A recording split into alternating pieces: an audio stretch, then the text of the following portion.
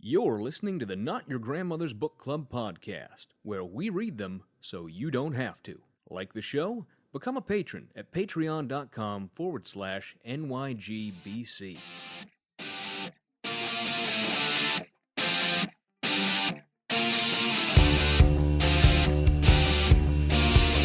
You should write a book, Fry.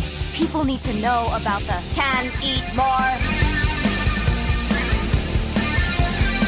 I'm getting this book on UFOs. Did you know they're real? But there's a huge comic conspiracy to cover it up. Oh, that's just a paranoid fantasy. I want to be a book that you can pick me up, flip through my pages, make sure nobody drew wieners in me.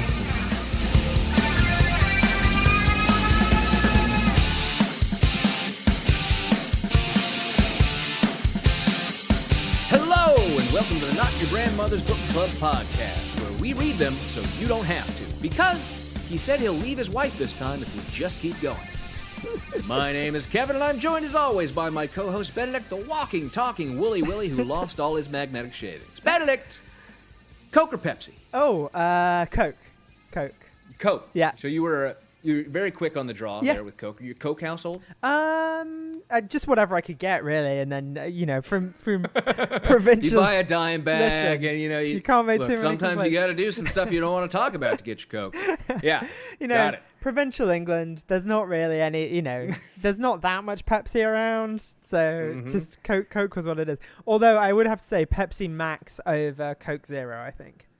I'm with it. I'm definitely with. I was a Coke household too. We always drank Coke, but you and I, being as old and ancient as we are, generally need to stay away from all that high sugar stuff these days. So I do find that when I go because I like a fizzy drink. Everyone likes a fizzy drink. Who doesn't? And so when I go for something, I'll generally go for the 0 calorie or whatever it is, and I think the Pepsi one is just closer to the actual taste. Pepsi Max, I think it's right there.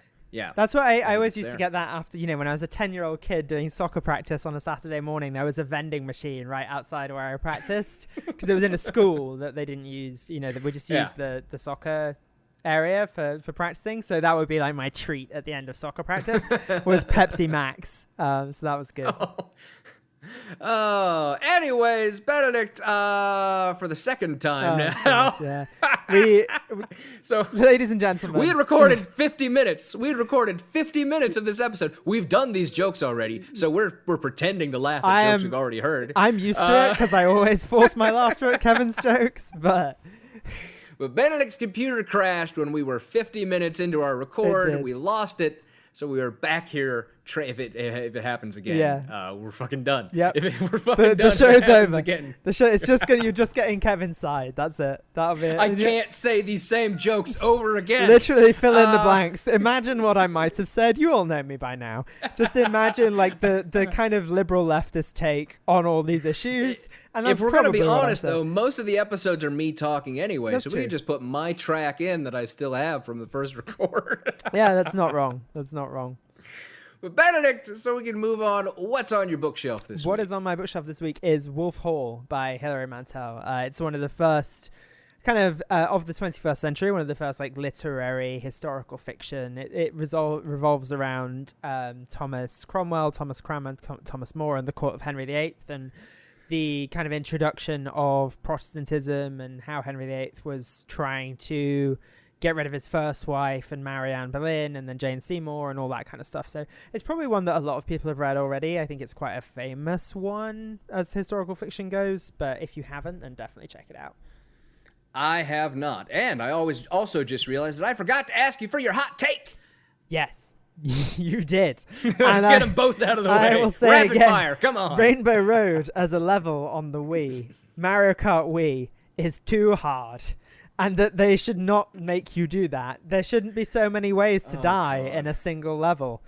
Literally every, if when you're doing like a shoot 'em up game, like there are specific points in which you could die. Rainbow Road is all the time. Like you could fall off the edge of the world at any time. It's too hard. They should make it easier. And even if they don't, if I'm 12th, let me finish the goddamn race. Don't just be like, you're so far behind that you don't even deserve to finish the race. I know I'm far behind. I should ask, is Kristen still playing Mario Kart while we're no, recording? she's working. She's working. I have the day off today, but she's hard at work. She says hi, but no, they. I know I'm far behind. Just let me finish. Give me the dignity of crossing the goddamn finish line. Excellent. Well, my hot take this week, which you've already heard, so will not surprise you. Let's do it. Is that maybe Jordan Peterson was right about cleaning your room. I know that you already said this. I had already forgotten what it was. So you're hearing my reaction for the first time. Wow, you think Jordan Peterson is right about something? Because you don't write it in the document, and it was so inconsequential to me that I had already forgotten what you said. Just about cleaning your room. That's it. Nothing else. All right. Nothing else, I promise. Okay. Because yes, I've been cleaning the place. I've been keeping it cleaner, and I think this is good advice for everyone since we're all stuck at home with COVID. You feel a little better. Your day's a little brighter when you have less clutter around and the floors are clean and you can walk around barefoot. I find it's nice. But other than that, no, Jordan Peterson wrong about just about everything. Also, my bookshelf this week, because we've just fucked this all up at this point. We're so screwed up. On my bookshelf this week is The Boys by Garth Ennis, which is a fantastic comic book series. Season 2, and of course, out there's today. The Amazon series. Yeah, the Amazon series, season 2 of The Boys comes out today as we record on Friday. I'm super excited. I'm going to binge watch all of it after we get done recording. It's so good. Garth Ennis is an absurdist. It's very much a destruction of the hero narrative, where the superheroes in this world he's created are all corporate sellouts who are just completely... just doing whatever they want because they have the powers and they don't need to respond to anyone. No one can stop them. It's a great comic book. It's a great series. It's very much absurdist, and I love it. So, on to housekeeping. First off, the last episode of our reissue of The Faith of Donald J. Trump was issued last week, so we are done with that book, and I think what we're going to do in the future, moving forward, is we are going to be doing the book that we didn't finish with the old podcast, which was The Russia Hoax by Greg Jarrett. And we never finished it there, so I think we'll reissue the episodes we did do. And when we get to the point where we stopped, we still have the book. So I think we will finish the book and do some new episodes for that. So that'll buy us a few more months of not having to increase our workload. Love that. For this show. Yeah, it'll be very fun. And also, I want to mention that we forgot to draw the winners of our books, our copies of Triggered, on the patron-only bonus episode, which is now available over at patreon.com/NYGBC. And of course, we read from a new book I found because my Amazon algorithm is all fucked up, called 48 Liberal Lies You Probably Learned in School, which is fantastic. I hate it. So you can check that out there over at Patreon. We didn't do the drawing there, so we're going to do it at the end of the episode today. But with all that out of the way, which we blew through way faster than we did the first time. Yep. Fast and loose with this. We return to our book review of The Right Side of History by Ben Shapiro, the Platonic Ideal of Mama's Boy. Benedict, what do we read this week? Well, Kevin, this week we read Chapter 1, which is called The Pursuit of Happiness, in which Ben is sad.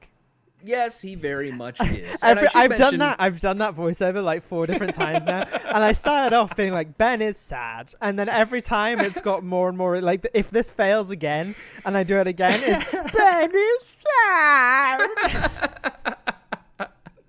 That's how hard I'm going.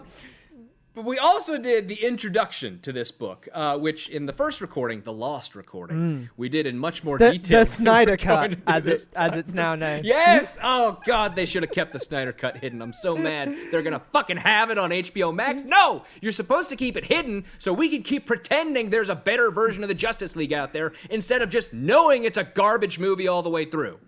But in this introduction, there's not a ton to talk about. Basically, he lays out honestly, my note was that it was a little long, so maybe we can fix that now. Basically, he lays out the reason why he's writing the book. I think a lot of it is stupid.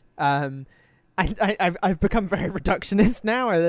This is dumb. This is dumb. This is dumb. The things that were interesting is he talks about the college campus stuff. But then I didn't notice this. But when I slammed my book in frustration because my computer crashed, it says on the back that Shapiro is a graduate of Harvard Law School and is the nation's most requested campus speaker, which kind of belies the fact that he's saying, oh, the campus liberals and shutting down debate. Like, if you're the most requested campus speaker, that says that you have at least a few fans on campuses. Or you. Oh, he's absolute. I believe that 100%. Because he is absolutely the kid that every college Republican. I keep calling him a kid because he is a child, really, even though he's older than us. He is the one that every college Republican club wants to invite purely for the controversy. They could give half a shit about what he says. It's just boilerplate right-wing nonsense. They want the controversy. They want protests. They want their chance for the president of that club to get on the fucking local news and complain about everyone's trying to get rid of our free speech. That's what they really want out of having Ben Shapiro. So I completely believe that. Yeah, no, I believe it too. But what I'm saying is it kind of undermines his narrative of like, I'm being silenced, right? And that's why I had to write this book. The only other thing of note is his thesis in this book is that we need to go back to a time where we appreciate Western civilization more, and that the reason we're divided is because we don't do that, and the reason why people aren't happy. I actually think The Pursuit of Happiness might be a better title for the book because it has nothing to do so far with being on the right side of history. Because he spends the first few chapters talking about it's happiness. a double entendre, though. Don't you understand? I get it. It's like that guy that was on John Oliver that time who closes every segment with "Even when I'm wrong, I'm right." Like, what the fuck? I forget his name, but anyway. Boris Epstein. No, it's not him. It's someone else. But yes, I can also imagine him saying it. But his in the intro, he spends some time dismantling the other theories and reasons why people aren't happy, or so he thinks. And you know, it's ones that actually make sense and have some academic basis behind them, in that it's like economic anxiety has broadened. That's true, undeniably. The rich have got richer. Generally, the poor have got poorer. We largely haven't recovered from the 2007-2008 financial crisis. But Benedict, he does refute that by pointing out that the upper middle class has grown by 12%. Yeah, there you go. There you go. Perfect refutation of that. Exactly. He also doesn't talk about whether that's in raw numbers or as a percentage of the population. I don't think. I forget. I'm not looking at it right now, but I don't think he cites which of those is true. Also, racial anxiety he dismantles by saying, hey, we don't have slavery or Jim Crow anymore, so that can't be the answer. Again, not the case. Obviously, we don't have slavery or Jim Crow, although there is a certain amount of the legacy of Jim Crow that still survives in school. You argue we still have slavery in a lot of prisons. It's a thing. Certainly also true. Yep, everyone should watch 13th. Everyone should read the new Jim Crow, which is equally good. And what were the other ones? Oh, we're polarized because we all hate each other. Yep, sure. Okay, yes, that contributes to people's unhappiness. And then human nature being the other one. The point being, he rejects all these as premises for why we might be unhappy and why we might feel more divided, instead of adding his own thesis and saying, this is how this contributes to these things. All these well-established, pretty well-respected and reasoned reasons for why people aren't happy, he rejects outright and says these can't be right because we're living in the best world we've ever lived in. Yeah, lots of people don't feel that though. Lots of people, I'm sure you do. I do. I'm sure you do, Kevin, as well. Like our lives are pretty good. Like our lives are probably better now for the social class and status that we find ourselves in than they would have been, 50 years ago, 100 years ago. Our lives and in are general, better. I feel like we live better lives now than in the time before the advent of flush toilets. I feel like, in general, most people would agree as history progresses, things do get better on a quality of life perspective. With a few notable But I think what he's exceptions, rejecting out of hand is that there are still issues with society because he lives a good life and he doesn't understand why people feel as though things are bad when there are, obviously improvements over 150 years ago. Yeah, and also I think the other thing to note here is that you can't. He's trying to set up a relative happiness scale for people who never experienced things as they were before. And it's like one of those things, like now we have technology, we have the internet. I can't imagine a time when the most exciting form of entertainment for me was reading a book. I love reading, but I can't imagine life without the internet, right? So like my baseline level of entertainment, happiness, whatever it is set by the context with which I am surrounded. I can't look back and go, well, you know, these people must have been really fucking bored. Like, it doesn't work that way because they also didn't build their lives around the same things that we build our lives around. So you just can't make direct comparisons about happiness within a quality of life framework necessarily in that way. Exactly. And with that, we move on to Chapter 1, The Pursuit of Happiness. And Benedict, do you have an alternate chapter title? I do. It is Chapter 1, Public Therapy. It very much is for him. And I have several, starting with True Happiness is Fear of Eternal Torture. Okay. Take Your Pills, Ben, is another one. You started with that one last time. It really, Yes. I nearly spat my water out. And my last one is You're Not Really Happy Until You Give Up Everything You Enjoy and Become a Reactionary. Which I think is a good overall thesis for the entire book. Yeah, that's true. That's true. You've got to be a little reactionary, which, I mean, maybe that's true. So we start off this chapter with him writing the question, and he forgot the opening quotation on this because it's a question that came from his wife. Are you happy? Is the question that she asked him. And I'm 100% sure he answered no to that question. No. I mean, he kind of heavily implies that he answered no. Well, knowing that his house has entirely DAP, I know there's no happiness there. All right. Did you know his wife is a doctor, by the way? Yes, I did, in fact, as a matter of fact. And I have a feeling that's going to be the new Kimberly, my girlfriend, of this book, is my wife, the doctor. Yeah, right? I'm sure that's true. So but yeah, he says, sure, of course I am, as if that's an emphatic answer to the question, are you happy? Sure, yeah, I guess.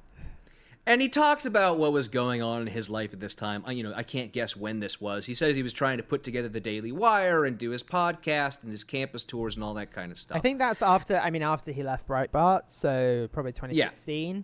Sometime around then, probably, right? I don't know when all that was going on. But so he talks, right? He gets into this question, are you happy, right? Because that's what this chapter is about. Mm-hmm. And he's talking about how, well, it is an important question. He said it's the most important question, the most crucial one. Which I fundamentally disagree with. I think that is quite a privileged way of analyzing the situation, in the sense that, like, actually the critical question is, are you surviving?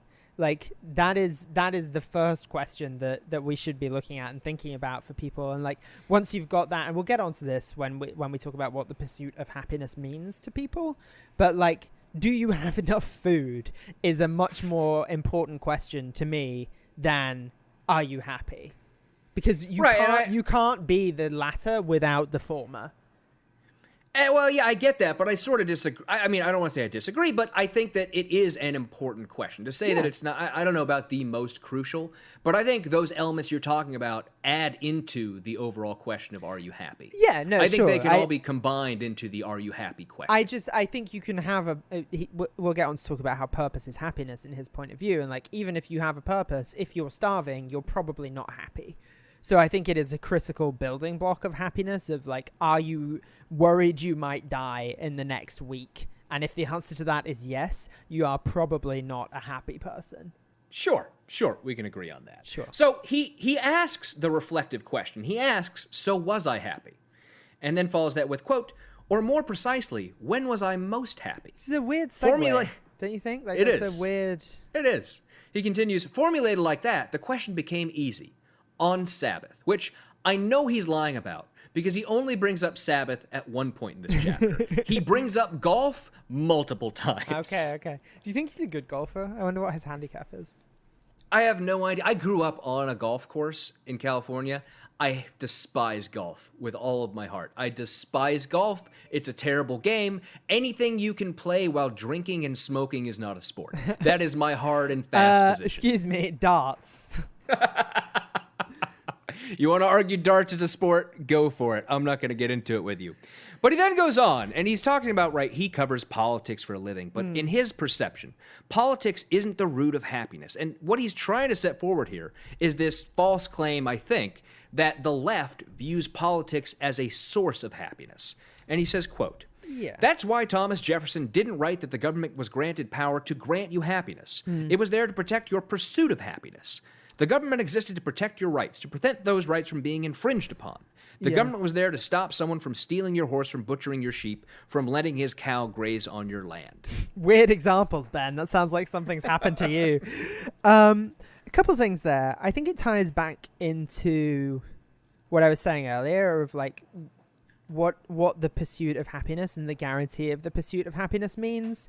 Because I think Ben probably has a very different idea of that to what I have. And I think you can read what he's written in a very leftist way of like, if the government is guaranteeing your pursuit of happiness, that by definition has to mean that the government is guaranteeing that you are not dying, that you are not starving, that you have enough water, that you are not homeless, you know, like all the basic requirements that have to be boxes that are ticked before you can even begin to think about what it means to be happy and whether you can pursue that, right? So I think there is definitely like a leftist reading of the government guaranteeing you the pursuit of happiness rather than even granting you happiness is not a promise that anybody can make, certainly not a government.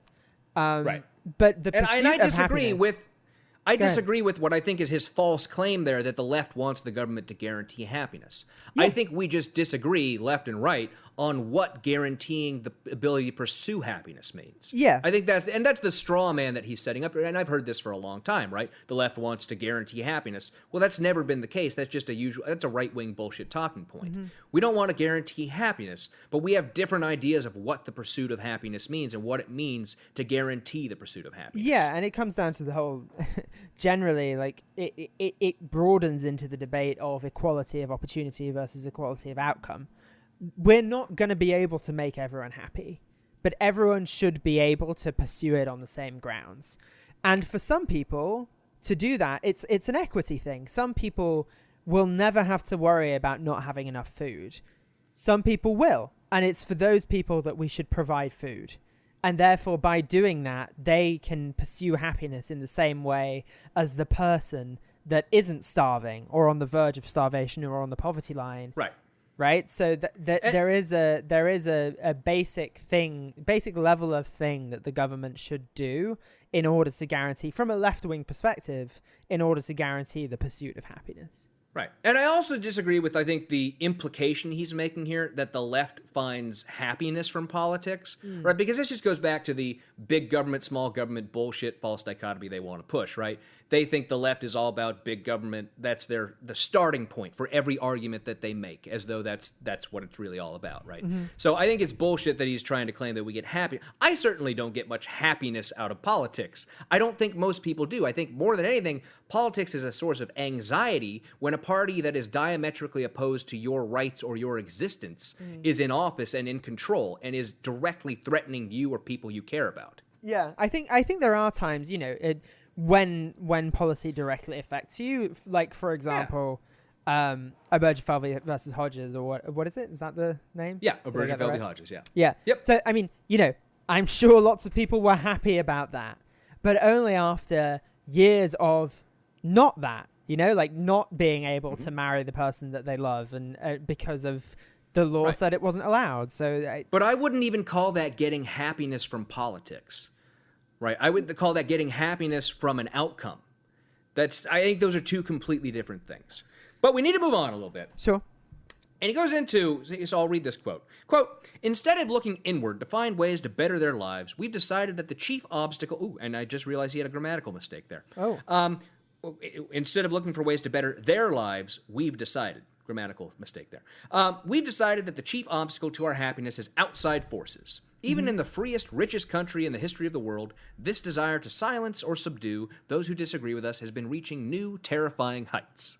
And then he uses an example that makes absolutely zero sense. Yeah, we spent about 5 minutes talking about this. I think we worked it out of like, he basically accuses, so he says that Obama issued this executive amnesty for the Dreamers, essentially.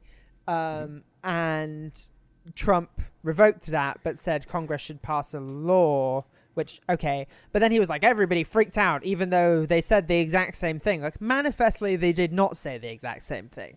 One gave people rights, one took people's rights away and said, oh, but maybe we should fix this in the future, right? That is not the same policy. One of them does something, one of them retracts it, but says that we should do something.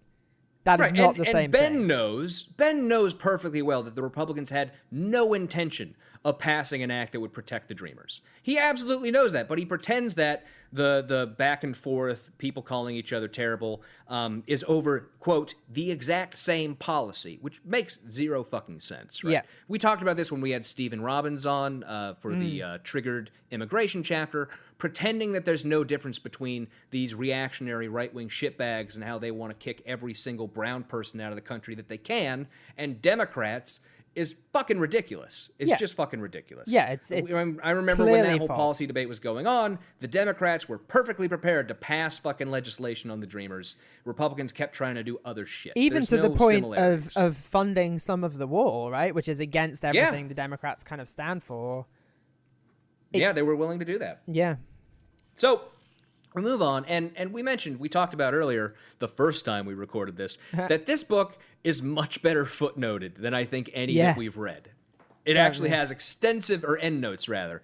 And so that makes it easier on me, because I'm the one who does all of the researching and fact-checking on the things they write, to actually go and follow the path of what they say. So I'm just going to read this next paragraph and a half or so.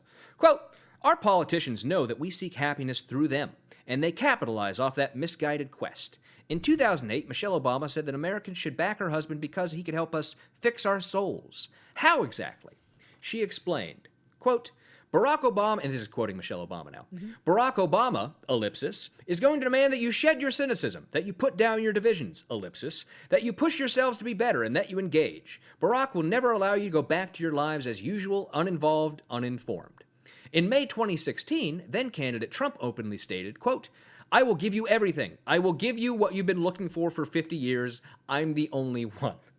Okay. Great. Not the same. For the first part, comparing those two is fucking ridiculous. They're saying completely different things. For one, Michelle Obama was saying that we're going to, make you change your lives and actually work to become a better person. Well, the first Trump one is literally just promising to give whatever you fucking want. The first one is I'm going to make you think. The second one is I'm going to give you stuff. But I also took the time to look up that full quote without the ellipses that Ben conveniently put in there. And the full quote is as follows, quote, Barack Obama will require you to work. He is going to demand that you shed your cynicism, that you put down your divisions, that you come out of your isolation, that you move out of your comfort zones, that you push yourselves to be better, and that you engage. Barack will never allow you to go back to your lives as usual, uninvolved, uninformed. There's a pretty significant difference given the words that he left out in particular, I think in two ways. One, it clearly emphasizes that it's going to require work on the part of the individual, which I think cuts against this narrative he's pushing of they're just claiming they're going to give you stuff. Yeah. And two, it very clearly mentions moving out of your comfort zones and your isolations, your bubbles, which is something he talked about in the introduction to this book as one of the non-existent problems that are part of why our society is apparently so bad. Yeah, and I mean, that's something that Obama has always pushed. Like, he has always pushed for people to, even, to when talking about kind of activists and democratic activists and echo chambers, one of his biggest criticisms has always been, you got to talk to other people, and at the end of the day, like in politics, you got to work with people that you don't agree with to get stuff done. So, like, purity politics has always been something Obama has criticized. I personally think he goes a little too far in his criticism of purity politics. I think you can hold people to a certain moral standard. And activists, that is what activists are for, is to pull people towards the activist position by engaging in a certain amount of purity politics. But yeah, I mean, it's certainly not out of character for Obama to say something like that. And I'm going to continue on with this next quote. Quote, Why have we invested so much meaning, so much time, so much effort in brutal policy fights over seemingly minor matters when none of it brings us closer to happiness? Because, and here we are, it is literally life and death to some people. You could look at, like, okay, the opioid crisis. They're minor matters to Ben. Yeah. To Ben. Exactly. So, and he's unable to get outside of his scope. Scope of reference. Sure. I mean, even if he does get beyond that, it certainly doesn't encompass all of America's scope. There are places, for example, that are going through the opioid crisis. Passing opioid legislation, limiting the people's ability to prescribe opioids and get hold of opioids, that is not a minor thing. It seems like a minor thing, potentially, if you are not affected by that. That is, again, a thing that will fundamentally affect people's happiness if their loved ones are dying of opioid overdoses, or if they're dying of opioid overdoses, or having their life controlled by opioids because they're addicted to opioids. It's the same with climate change.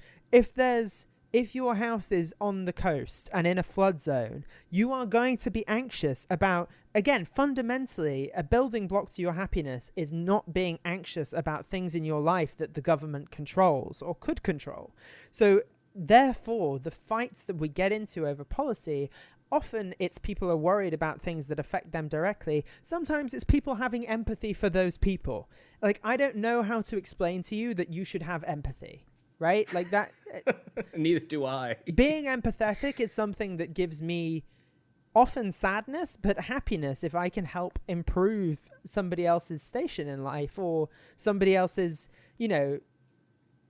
anyone stopping the oppression or the anxiety or anything. Like, that is something that is often achieved through politics, and therefore it can make me happy, but it's purpose driven. All politics is to some extent purpose driven. Right? And you might say that empathy can provide a moral purpose outside of that which Ben posits as the underlying purpose of life. You might say that. Anyway, I'm ranting, and yes, go ahead. You are. But we move on, and I gotta mention that this book, unlike several of the last few we've read, has subheadings in the chapters, which I love, because it makes it so much easier to follow along with the nonsense and figure out what is the topic that we're supposed to be referencing here. I love it when they do that. They definitely should, because it makes it so much easier. That's true. And so the subheading of this next section is called Happiness is Moral Purpose. No, it's not. Not necessarily. Be. Surely. It can be. It sure can be, but you can't just assert that. Certainly that is one form of happiness, but it is not necessarily the only form. Yes. Well, he starts off this subsection, I'll call them subsections, it's better than subheading, with, quote, pleasure can be gained from a variety of activities. Golf, fishing, playing with your children, or sex. Okay, those are the only four. Yeah, no, not golf. There can be no pleasure from golf. But I had to highlight when he brings up golf, because as I mentioned, I think he likes golf much more than he likes the Sabbath. Probably. That's probably true. So he introduces to us in this subsection his idea of where happiness comes from. And he starts with two concepts. One is a Hebrew word, simcha. I'm sure I'm pronouncing it wrong. Mm-hmm. And the other is the Aristotelian idea of eudaimonia, right? Okay. And so for him, his description, and I don't know if it's completely accurate because I didn't have time to do a bunch of research on Hebrew ideas and terms, was that it is acting in accordance with God's will. That's his idea of simcha, right? Mm-hmm. And that, even on a base level, is very different from eudaimonia. Yeah. And also, like, he doesn't really spend any time defining the terms. So he says it in a way that's like, oh, well, the ancient Hebrews called it this and the Greeks called it this, so you can see how different they are. They're just different languages. Like, one is Hebrew, one is Greek. I'm sure they have different philosophical meanings, but unless you explain those, just saying words like, oh, well, I believe in the concept of freedom in English, but then the Spanish have this concept called libertad. So, those are just two completely different things. But I think there is a difference between the two, right? Because I'm sure there is, but he spends no time explaining it. No, he doesn't. But simcha, what he's putting out right there, that's the idea of living in accordance with God's will, as I said, right? Which is basically, there's this book, you need to follow this book. Whereas the Aristotelian idea of eudaimonia is living in accordance with reason, Very different from the idea of revealed truth, right? Yeah. Very different concepts, but he's very much, and he will continue throughout this book, try to blur the lines between them and combine them so you I forget think they are different. fundamentally incompatible. And to be fair to him, there has been a lot of theology done around trying to make them compatible, but I think it's one of those things where people just tie themselves in knots trying to make. I don't think Ben Shapiro is adding anything to the reason and Christianity compatible discourse. I think that probably reached its peak with Aquinas with Aquinas in the 13th century, and I don't think Ben Shapiro has anything new to say on it 700 years later, really. Call me crazy, but I think I agree with you. All right. I don't think Ben Shapiro has very much deep philosophical content to add to the discussion. But I will read for you his attempt to, I think, synthesize the two, which is, quote, "So in the end, the Bible and the philosopher come to the same conclusion from opposite directions. No. The Bible commands us to serve God with happiness and identifies that moral purpose with happiness. Aristotle suggests that it is impossible to achieve happiness without virtue, which means acting in accordance with the moral purpose that rational human beings can discern from the nature of the universe." Yeah. And it's the revealed truth versus discovery dichotomy that he's blurring the lines between there. Yeah, which are fundamentally incompatible. There's no way. There was no exploration to do of the 10 Commandments, right? That's just like, this is how you have to live. Because also, I mean, when he talks about the revealed truth, he's talking about the 10 Commandments most of the time, because he's talking about the truth that was revealed on Mount Sinai, which is when God gave Moses the 10 Commandments. Which we're going to get in the next chapter. That's what the next chapter is all about. So he continues on, and you'll know in a moment why I had to read this paragraph. Quote, "If all this sounds like a more restrictive version of happiness than we're used to, that's because it is. Happiness isn't rolling around in the mud at Woodstock, nor is it a nice golf game after a rough day at work." Loves that Kevin golf, is reading Ben. all the golf. Ben loves that golf, and I have a gripe against golf. I hate golf. I can't stand it. It's not a real sport. Don't understand the appeal. Cannot understand. Will not. Refuse to. I've never liked any of the people I know who enjoy golf. I'll say it that much. No, I'm sure I like some of them. My parents, it's iffy. But so he continues on in this subsection, basically ending it off with talking about how studies show that people with a strong sense of purpose in their life tend to be healthier and live longer. I'm sure that's great. true. Again, I have no reason to doubt that that's true. Really, no reason at all. But again, that purpose doesn't have to be the purpose that Ben is positing here. It can be literally any purpose.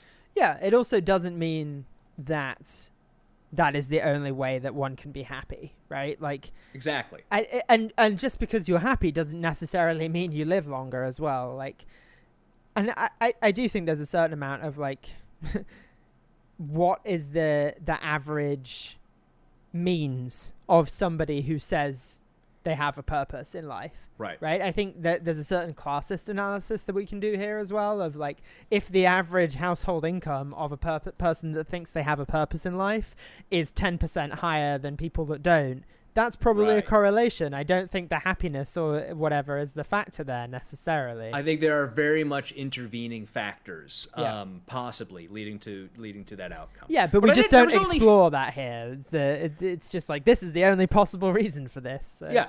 There was one of the pieces of evidence he dropped that I did find funny and I wanted to read, which is, quote, "A study of teenagers found that those who increased their empathy and altruism most also saw the greatest drop in cardiovascular risk." So, not young Republicans. So, definitely not that They've group. just got high blood pressure all the time. Yeah. So, the end of this subsection is where he sets up what I think is going to be the thesis for the book, because I have seen it in other parts of the book mentioned, and he definitely picks it back up in chapter 3, where he says, quote, "We need, in my estimate, 4 elements: individual moral purpose, individual capacity to pursue that purpose, communal moral purpose, and communal capacity to pursue that purpose. These 4 elements are crucial. The only foundation for a successful civilization lies in a careful balance of these 4 elements." And I would guess that he's going to suggest that the only way to get a careful balance of those 4 elements is in Western culture. Oh, that's absolutely what he's going to say. That's absolutely it. So, we start off the next subsection. That's the word I'm using. I have to remember that. I have to write it on a Post-it note, which is called The Necessity for Individual Moral Purpose.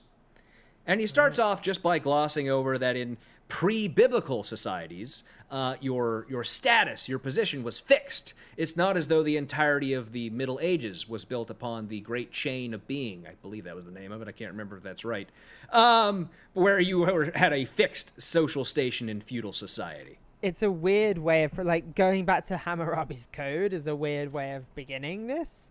And it's it also just, like, we all have inherent value is a weird way he gets onto that, and it's saying, like, we all have inherent value. That I really dislike that description of like what does he mean when he says that, right? Is it like, I think he's just pulling off of the religious wooey, we all have value type idea. I think that's where he's pulling that from. Yeah, I don't think... I agree with the idea. Yeah, I don't know what like he's getting at with it. Yeah, okay. All right. Also, so hold on. I fundamentally object to... He says this a lot. I fundamentally object to Judeo-Christian as a characterization of anything. Because I think until the last maybe 40 years, 50 years, that hasn't been a historical thing. The Judeo-Christian character of anything. We've tried to retrofit it on a lot of stuff. Yeah. And it just doesn't work if you know anything about history or geopolitics or the treatment of Judaism by Christianity over the years. So I know that Ben knows that the entire world has a long history of anti-Semitism, including all these societies, the founding fathers, everything that he's going to say make Western civilization great. Yeah, so, exactly. Even the fucking Greeks. Like, so he says, quote, "Without individual moral purpose granted by a relationship to a creator, we seek meaning instead in the collective, or we destroy ourselves on the shoals of libertinism." That's a huge leap too. Like, that is a really big leap. And then he said, he says we seek meaning instead in the collective. Okay, I mean that's kind of that is what religion is. So it really is, though. Yeah, like seeking meaning in the collective is sure okay. But he also continues with, quote, "We all live lives of amoral," if you don't have a relationship with the creator, he says, "we all have lives of amoral hedonism in the non-disparaging sense." Yeah. Cool. I get that there can be a non-disparaging sense for that, but that's not the way he means it. If someone came up to me and was like, "You're an amoral hedonist," that's very much saying no offense before saying something completely offensive. I wouldn't care because whatever, that's fine. But like, that is not that is a loaded thing to say. Yes. Like, there's certainly like, if you calling something amoral is by definition putting judgment upon it, like that you are categorizing it and therefore judging it. Like, right. And he goes on a little bit with, we need religion. Voltaire said he wants everyone to be religious because then he wouldn't live, in a bad society, blah, blah. This bit is amazing because, like, Voltaire, one of the most famous satirists ever, said this thing that if you read it straight, proves my point. But if you read it as maybe Voltaire was fucking kidding... Oh, God. He's very much the kind of guy who reads, like... who wrote Kurt Vonnegut and just, doesn't understand that there's more to the words? He's Kurt Vonnegut is actually pro-war if you read him closely. So he finishes this subsection with, quote, "It matters how we fill that need for an individual moral purpose, yet we're continually drawn to false gods. We proselytize endlessly for everything from intersectionality to consumerism. From Instagram to organic food, from political protest to essential oils. How many of us truly feel that lifelong purpose is to be found in those transitory distractions?" Whatever, man. That's what I expected from you. Sure. And also, like, again, it's not hypocrisy, but just like, he is everywhere on social media. Like, he could very easily write books and that's it. Like, very easily he could do that. He doesn't do that. So when he's like, all these people on Instagram are wasting their lives, and like, fuck you, dude. Like, shutter your show then. Like, I don't know because I haven't looked. Is Ben Shapiro on what's the right-wing Twitter called? Parler? Parler. Is Or he on Gab? Parler? Is it Parler? I can't forget. imagine he would be on. I can't imagine he'd be on Parler or Gab because they are just fucking neo-Nazi hellholes. Yeah. But I feel like particularly bad, he might be. I feel like he might be. No, I don't think so. I think he's never got as frustrated with Twitter as like the true, like the people who made that leap but are also still on Twitter anyway. So unless they've been banned. Continuing on, though. The next subsection is entitled The Necessity for Individual Capacity. And yes, we're just going to go through all 4 of those elements he laid out in that one paragraph. That's going to be the rest of this chapter. And he starts this one off by saying, quote, "It's not enough to know our individual moral purpose. To know that, we must seek happiness through virtuous action.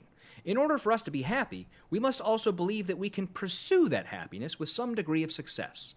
We must believe that we have the capacity to cultivate and utilize a skill set, that we're free, active agents in our own lives." And again, Those are it's a that series pure- of disconnected statements, largely. Like, Yeah. But again, it's that pure formalism thing that I've talked about, right? Yeah, Where yeah. It's not looking at the real world. It's not wondering whether someone actually has the ability. It's whether someone has the hypothetical ability to pursue happiness, right? That's what he really cares about. It's not actual capacity. yeah. And he follows that with what I thought was a fucking great sentence. All of the American founders were self-help specialists. Actually, they weren't. They enslaved people to help them. Yes. They had hundreds in some cases or thousands of other selves helping them. Yeah, Washington spent his formative years copying out rules of civility. Who has the time? People that hold slaves. It's so ridiculous when you add just that tiny bit of context. Yeah. But that's why I think why they never want to talk about slavery and all of the issues of American history, right? Because then you do destroy the image of the founders as self-made men. No, Yeah, it's a myth. It's a myth. Exactly. It is very much a myth. That's why there are entire books called The Myth of the Founders. Yeah. So this subsection just gets into we need to exist as a society, but his idea of existing as a society is basically government needs to stay out of our way so that we have the ability to do what we want and can succeed if we're rich white men who already have a variety of advantages. Mm-hmm. Yeah, I mean, it glosses over the necessary preconditions for what constitutes pursuing happiness, I think. Right. And the only other thing I picked up out of this subsection, because it's basically worthless, was a little bit where, and I'll just read it. Quote, "Finally, we must believe that we are pursuing true goals, not merely effective ones. Darwinian evolution leaves no room for the true. It only leaves room for the evolutionary beneficial." Which is great because Ben Shapiro is not an anti-evolutionist. But he knows his fucking audience, and he knows he has to pander to. And I spent like 20 minutes yesterday looking into Ben Shapiro and his statements on evolution. And he has gotten much more openly pandering to the young earth creationist evangelical Christians over the last few years than he has in the past. It's remarkable. It's really astonishing to see. Okay. Yeah, I have not spent my time doing that, thankfully. But, yeah. Thank you for doing that. Thank you This for is your what service. you pay me for. So, and he does have a 2 + 2 = 5 joke in here, which is just dumb. But the next subsection is called The Necessity for Communal Moral Purpose, which begins, quote, "We are social creatures, not merely individuals. That means we seek contact and want to feel like part of something larger than ourselves." Perfectly true statement. I have no issues with any of that statement. I do have where he continues some issues where he gets into, for example, talking about how that relationship needs to be built in the Judeo-Christian tradition. Obviously, that might be an issue for me since I feel like I myself have communities without being part of that tradition. Yeah, and also has nothing to do with moral purpose, right? So, I mean, he says what builds communities, a shared vision of what the community's moral purpose is. That is not true. Absolutely not. That might be true for some communities. If I'm friends with my neighbor and we talk about football, that is what builds our community, right? Like, there are other ways that communities can be built. Maybe it's not your platonic ideal of a community, but I'm sorry. But I do want to highlight how fucking white male-centric that idea is of entirely homogenous communities, right? Yeah. The idea of someone who grew up in the fucking suburbs, that's their idea of a fucking community. Everyone looks like me, they act like me, they go to the same churches as me, the same schools as me, all that shit. Whereas for people like myself, my idea of a community is actually a set of communities coexisting together and forming a larger community, right? That's, I mean, like, fucking diversity is antithetical to these fucking people. Yeah, and I think you can say it's probably built on shared values more often than not, but I don't think shared values necessarily correlates with moral purpose. And again, this is a mostly worthless subsection, so I'll just read the last paragraph of it again, which I think sums it up pretty well and pretty much displays his horrific racism. Is, quote, "The best countries and the best societies are those where citizens are virtuous enough to sacrifice for the common good, but unwilling to be forced to sacrifice for the greater good. Flourishing societies require a functional social fabric, created by citizens working together and, yes, separately, towards a meaningful life," which there is so much to fucking unpack in that paragraph. That's First the off, libertarian paragraph, right? Like, don't make me pay more taxes is basically the thrust of this paragraph. It's that, but there's very much some racism buried in that paragraph. The best countries. We know what Ben thinks the best countries are. We've heard him write about how you can bomb the not best countries as much as you want. And they tend to be very different than Ben himself. So I think there's a definite undercurrent in there, because Ben, of course, would not consider any country with a majority of brown people to be one of the best countries or the best societies. No. It's fucking ridiculous. Maybe he'd do the racist call out to fucking Japan. He might do that shit. But it's just, there's so much in there, and it's fucking ridiculous to me that when you write this, you don't stop and think. When you're saying the best countries and the best society, I think the best societies part is the one that hits harder, because it's the idea of the people within it having a value that can be ranked against others, which is just gross. Yeah, especially for someone knowing who's what he been thinks. especially for someone who's been like, everyone has inherent value, but American inherent value is higher than yours. 4 legs good, 2 legs better. Exactly. So the next subsection, and the final one of this chapter, is entitled "The Necessity for Communal Capacity." And he begins this by just stating conclusions, as we've talked about, and then not bothering to delve into them at all, discuss whether those conclusions are true or the basis for them, anything like that. But he starts with, quote, "The pursuit of individually and communally virtuous goals can only be effectuated when strong social institutions thrive. Institutions like churches and synagogues and social mosques. clubs and charity." Well, he didn't. I should note that one's not in there. I don't know where you got that. You're reading a different book. And charity organizations. And when government is both strong enough to protect against anarchy and limited enough to check its tendency towards tyranny. That's definitely a call out to the libertarianism stuff. Also, nothing to back that up.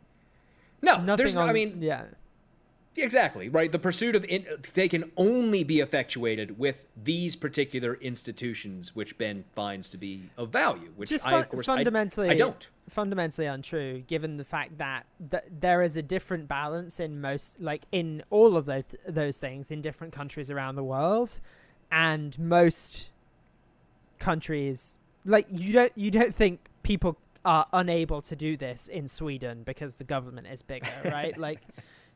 It doesn't work as an argument. Yeah.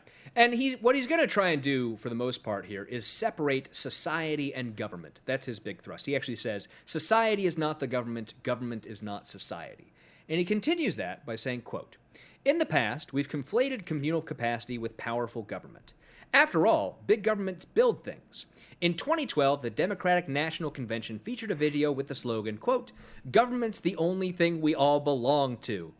That belief has been the defining feature of tyrannies the world over. The utopian notion that if we all pull our oars in the same direction at the behest of centralized government, we'll be able to accomplish more together." Benedict, do you remember the first time we heard that quote? I do not know. Dinesh gave us that quote, except he horribly lied about it, remember? Okay. He said that was the slogan of the 2012 DNC, I do remember. And then mischaracterized it and had it out of context. I remember that. I had to read that because I remembered that one so well. It just stuck out so much to me. But, I mean, again, he's mischaracterizing and straw-manning the concept, right? That it's all about doing things at the behest of a centralized government. Well, no, government is a tool that we use to pull the oars in the same direction. Yeah. But yes, we absolutely can accomplish more together if we work in a communal fashion than if we work individually. That's a fairly known thing, right? And he also he starts the next paragraph. That's dangerous stuff. Why? And this is the paragraph where I go, Ben would have opposed the civil rights movement. Yeah. Most definitely. Where he writes, quote, "That's dangerous stuff, as you said. It's tempting to mobilize our ardor for collective mobilization and use it as a state-wielded club to force individual virtue or to force large-scale change." Which, that's the same exact thing that people who were against the rulings of the Warren Court on civil rights or the passage of the Voting Rights Act, things like that, would have said, probably did say very similar things to that. Yeah, it's tyranny. Yeah, the tyranny rarely begins with jackboots bits that comes at the end of that paragraph is it, and it usually begins with ardent wishes for a better future. Sure, but I mean, normally arises out of desperation too when governmental failings have happened, often because they've been undermined and dismantled by right-wing people who complain that government doesn't work because every time they're in power they further dismantle the apparatus of government, which is something that we've seen the Republican Party do repeatedly since Reagan, basically. Right. And he does give us his idea of what positive communal capacity, in his words, looks like. Quote, "It looks like a governmental system capable of mobilizing to stop external threats, but unable to threaten individual liberties." So that's just the libertarian idea bullshit. We've glossed over the fact that his like key example of individualism is Footloose. Yeah, he's like, Americans don't like Puritans telling Kevin Bacon he can't dance, which just like, come on, there's a better Nobody example tells Kevin Bacon he can't dance. Exactly. I feel like Nobody Puts Baby in a Corner is a much better, like, Dirty Dancing was the move here, dude. Like, absolutely. Oh, you could have used Nobody Puts Baby in the Corner. Yeah, it's just poor right. Let's just say that's just the worst choice of this book. Yeah. But then I was wrong. You had two dance movies to pick from, and you picked the wrong one.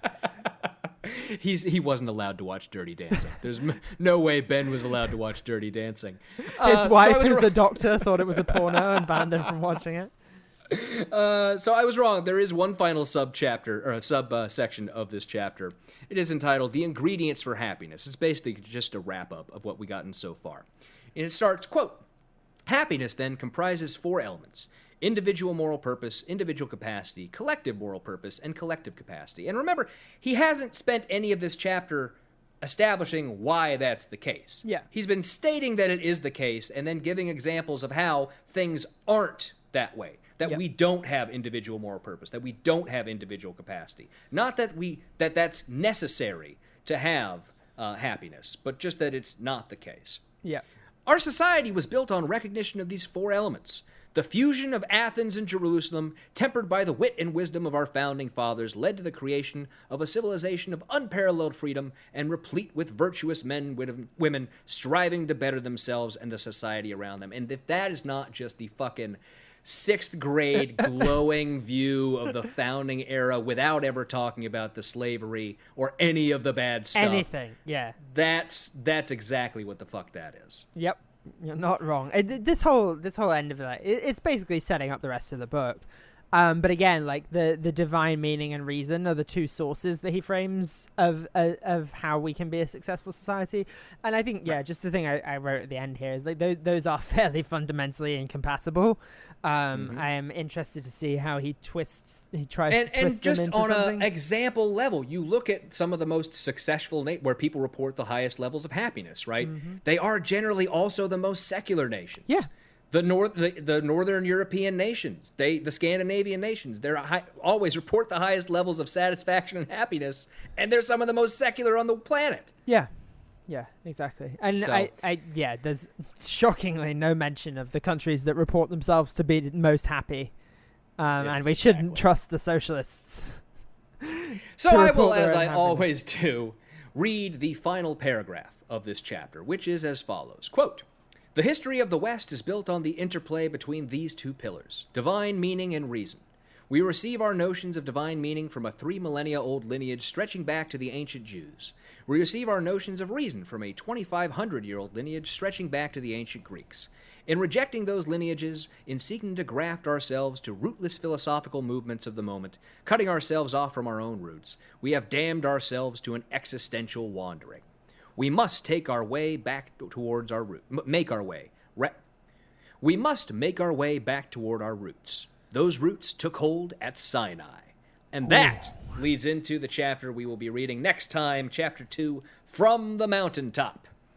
I have Benedict. been to the mountaintop. How do we feel so far with the first chapter of this book down? Okay. Is it what we expected?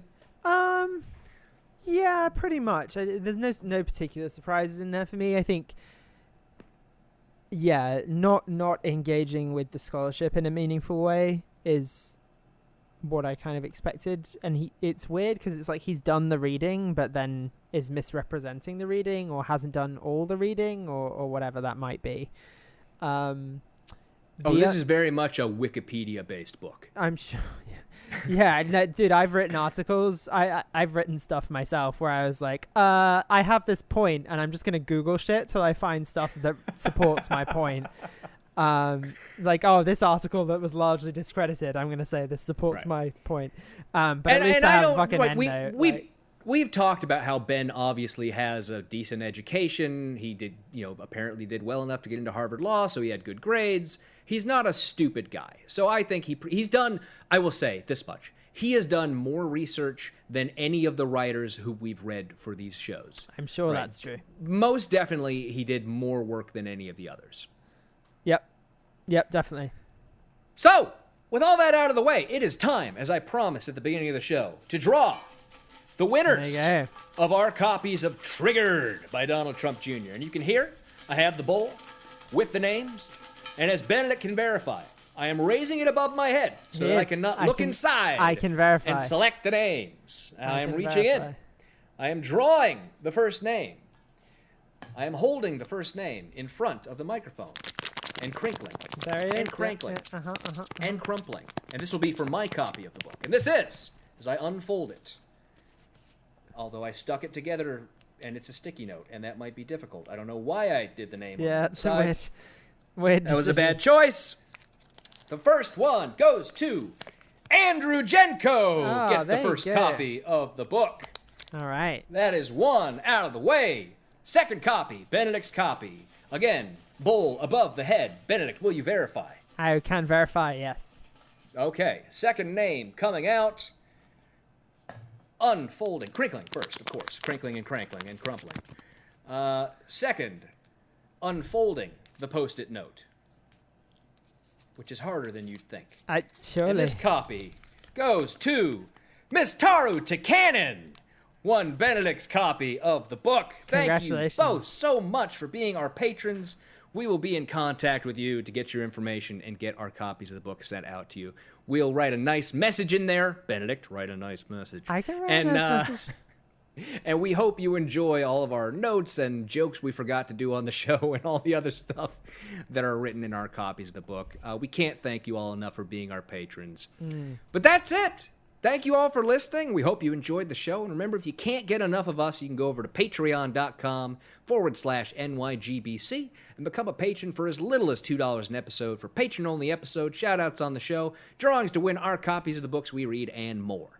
As always, we have to give a shout-out to our wonderful and amazing patrons: Glaurung the Deceiver, Danielle, Big Easy Blasphemy, Becky Scott Fairley, Stephen and Cindy Dimmick, AJ Brantley, Taru Takanen, Skeptical 7th, and Andrew Jenko. Thank you all so much for being our patrons. Thank you.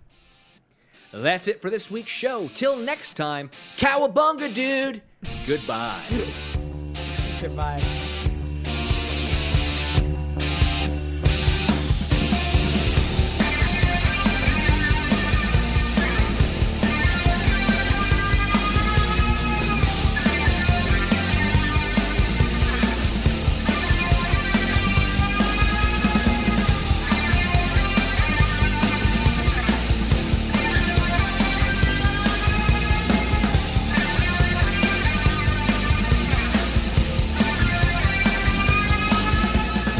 The Not Your Grandmother's Book Club podcast is a production of Kevin and Benedict Productions. Copyright 2020, all rights reserved.